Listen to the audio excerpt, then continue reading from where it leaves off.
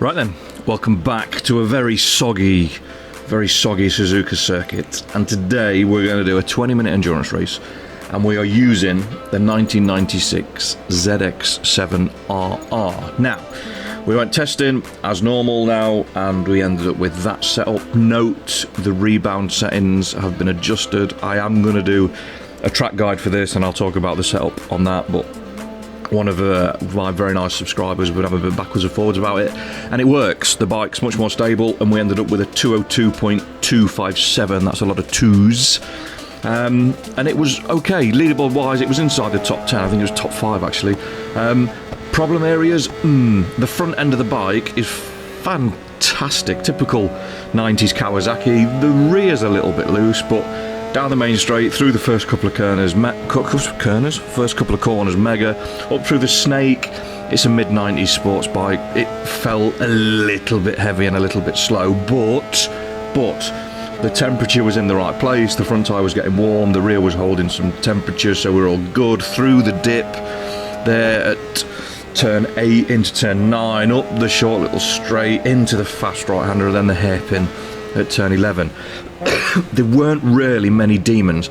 It was just about getting the braking points right, which, if I do a track guide, obviously it'll help people who are struggling. We can point out where the problems are, where to brake, where not to brake, etc, etc. But the one thing that Ride is doing really well at the minute for me is the pictures.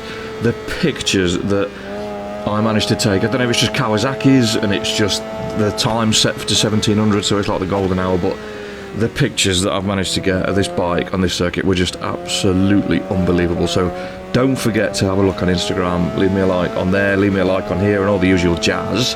And yeah, 202.257, which I was quite happy with. It's quite a good time. There's good stoppies as well, really good stoppies. Although the aftermath normally will hurt very much. You end up 5th, which, to say it's only got a rating of 762, yes, the OW01 was slightly quicker, but it's got a bit more go, I think. The rest of the bikes are a little bit newer and a fair bit quicker. So I'm happy with that, a 5th. It's a reasonable showing for quite an old design of bike, because it's not really changing much from the ZX-750. Start-wise, well, normally we have a nightmare, and we didn't. It's wet, obviously, so we've got rain tyres on, and what normally happens is the AI make a mess of it, and I get dragged in. What happened is, they all fell over and just left me alone. So we ended up in 14th, which might not sound amazing, but normally I'm in the gravel and 19th or 20th, kicking off because the AI have absolutely pumped me up the backside, and it's not really very nice. We had a lot more drive traction than the AI bikes. I don't know why. Maybe it's the traction control settings. I genuinely don't know. Got a little bit rowdy halfway around the first lap, but it is what it is. We're not using traction control. You can see the bike sliding about. I just think we were getting more drive forward because the electronics weren't holding the bike back. But slowly but surely, apart from the Chinese rider who didn't like being overtaken, we were making forward progress. By the end of the lap, through 130R, very brave on the outside, and up to the final chicane, we were almost inside the top 10. And in fact, going into the final chicane, we only did about 5 riders. That was a bit harsh.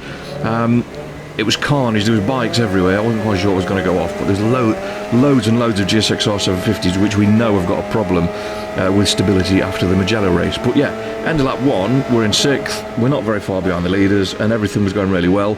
That bump through there was causing us massive problems. I tried dialing it out in setup in the dry, and it was okay, but in the wet, the lower grip of the track, the mu rating or whatever we want to call it, was causing me some problems.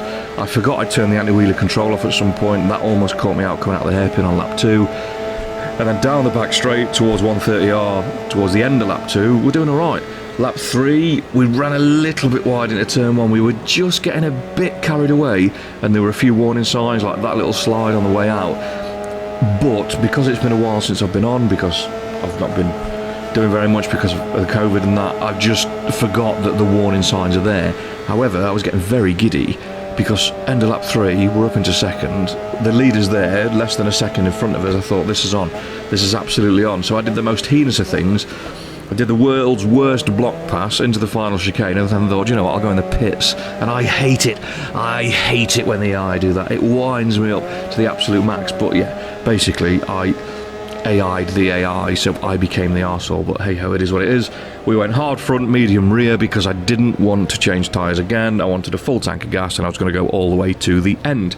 Now, I didn't expect to come out behind any AI riders because I was in the pits before they were, so I'm not quite sure what's happened there. And we came out in 16th. Now, gap to the leader, 27-ish seconds, thereabouts.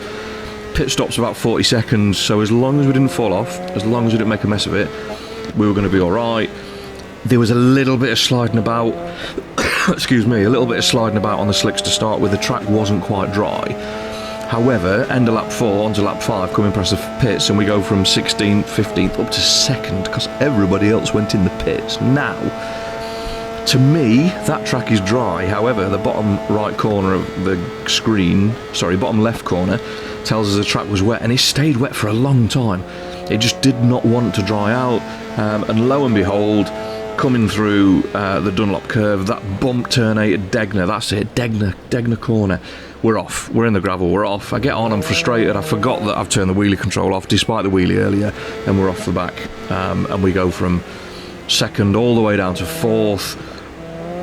It didn't really cost us too much because the American rider that was leading went straight in the pits, so we ended up in 3rd across the line, and the leaders were there. So again, it was one of these, just don't do anything daft. So what do? I get involved in a massive fairing banging and elbow bashing competition with the Japanese rider on the old GSXR, which he kind of bottles it, and we went around the outside. Then we're up through the snake chasing another ZX-7R, and just something said to me, do not do anything daft, don't stick it up the inside because you're just going to get off.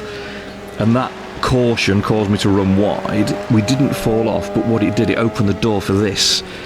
What? 1, where did he come from? 2, how much corner speed did he have? And 3, what were they expecting the final result to be? But we ended up in the gravel in a mess. They ended up miles down the road in front of us because they were on the bike before we'd finished crashing, and we ended up down in 5th, only 7 seconds behind the leader. However, no matter how hard I rode the bike, I could not close the gap down to the leader. Now, what's that? That Swedish flag? I think it's a Swedish flag, isn't it? Backstrom. It's definitely a Nordic name. Excuse my poor flag knowledge. But we were trying really hard. We were going as fast as we dare. We were still on full power mode as well.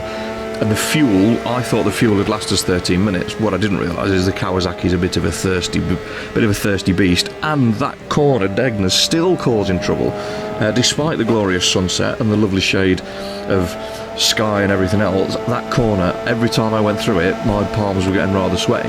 End of lap 7, through 130R, we got up into 2nd, and it took till lap 9. Now, bear in mind, there's only 20 seconds left.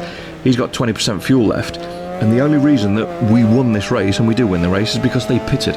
If they hadn't have pitted, I don't think I would have caught them. I don't think I needed another couple of laps, and obviously this is now the last lap on lap 10. So yeah,